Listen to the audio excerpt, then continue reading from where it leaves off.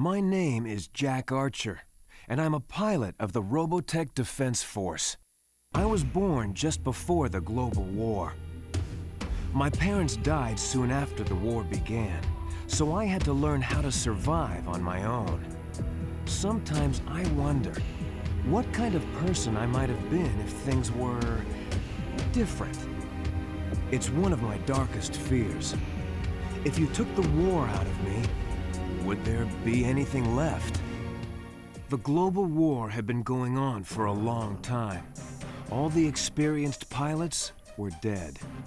My government was desperate, and the draftees started getting younger and younger. I needed a way to escape all that misery on the ground, so I didn't mind much when I got drafted. Flight training came easy to me. It was like I was meant to be a pilot. They said I had a rare talent, but somehow I didn't see it that way. After a few years, the government dissolved. I became a mercenary, hiring out to any nation that could afford me. I didn't care, just so long as I stayed up in the clouds where I could forget about all the troubles down on Earth. The war ended in a single day. All it took was a miracle. A gigantic alien spaceship broke through hyperspace on a collision course with the Earth and crashed into a small island in the South Pacific called Macross Island.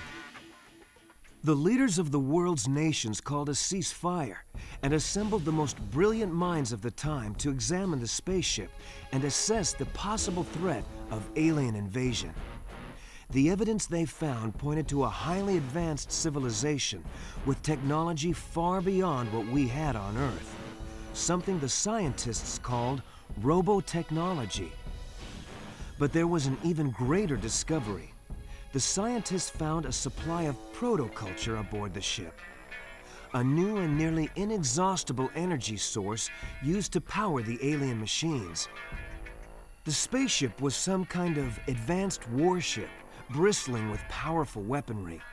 They called it the Super Dimension Fortress, or the SDF-1 for short. They began rebuilding the ship as they unlocked the secrets of robotechnology. After the arrival of the SDF-1, work kind of dried up for a while. With the war over, no one wanted to hire mercenaries. The world was at peace for the first time I can remember, and I was starting to get used to the idea. Those were happy times. I had been living in Macross City, helping to rebuild the SDF-1. I was just getting used to my new life when Roy Fokker, the legendary Skull leader himself, recognized me as I was getting off work. We had met a few times during the war. Sometimes I was on his side, and sometimes I flew against him. Over the years, we ended up forming a friendship.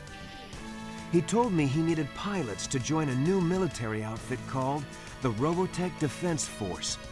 Roy said they had some new kind of high-performance fighter that could beat anything I ever flew. They called it a Veritech. I made Roy prove it to me, fighter to fighter. Why did the military need a transforming fighter?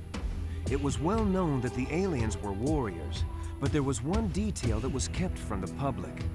In a top-secret debriefing, we were informed that evidence from the crash indicated the aliens were 40-foot-tall giants. The RDF developed the Veritech fighter to fight the aliens on their own terms. It would mean the difference between survival and extinction.